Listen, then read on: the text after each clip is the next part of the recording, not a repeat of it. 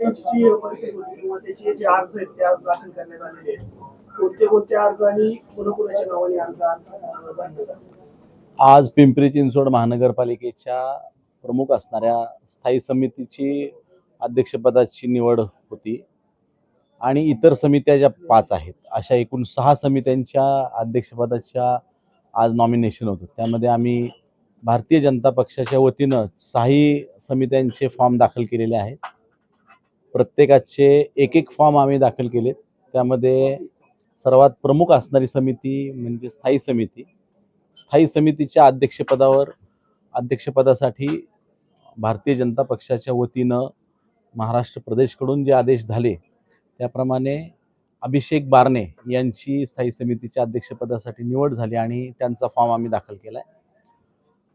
शहर सुधारणा समितीसाठी संजय नाना काटे यांची निवड प्रदेशकडून झाली, त्यांचा फॉर्म दाखल झाला. महिला बाल कल्याण समितीसाठी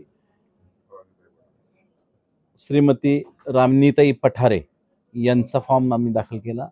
शिक्षण समितीसाठी आम्ही रवीनाताई अंगोळकर यांचा फॉर्म दाखल केला आणि क्रीडा समितीसाठी कैलास कुटे यांचा फॉर्म आम्ही दाखल केला आणि विधी समितीसाठी आम्ही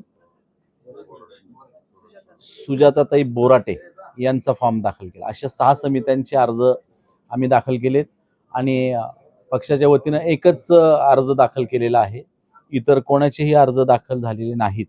त्यामुळं शक्यता या निवडणुका बिनविरोध होण्याच्या शक्यता आहेत. त्यामुळं आम्ही महानगरपालिकेचा कारभार येत्या सोमवारपासून अतिशय चांगल्या पद्धतीनं करण्यासाठी कटिबद्ध आहोत आणि आमचे सर्व पदाधिकारी त्या पद्धतीनं काम करतील अशी तुम्हाला या निमित्तानं खात्री देतो.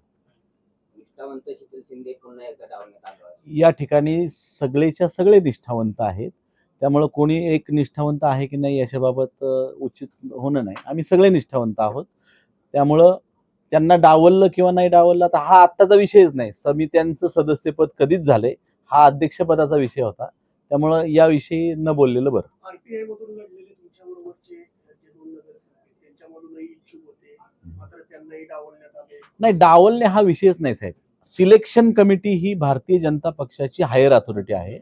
त्यामुळे वरतून ज्याप्रमाणे प्रांताध्यक्षांनी आदेश झालेले आहेत त्याप्रमाणे ही निवड झालेली आहे. दुसऱ्या बाजूला आमचा मित्रपक्ष आरपीआय आहे.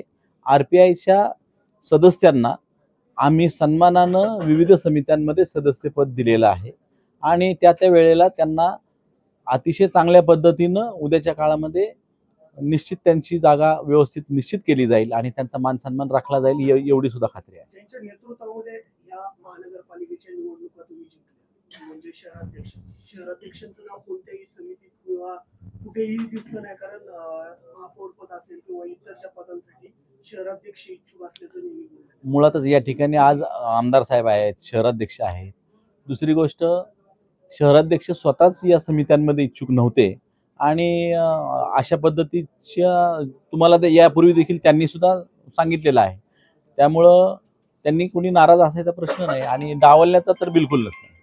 संधीसाठी काय फॉर्म्युला ठरलाय का फेरबदल? कशासाठी? 2 वर्ष स्वीकृतसाठी?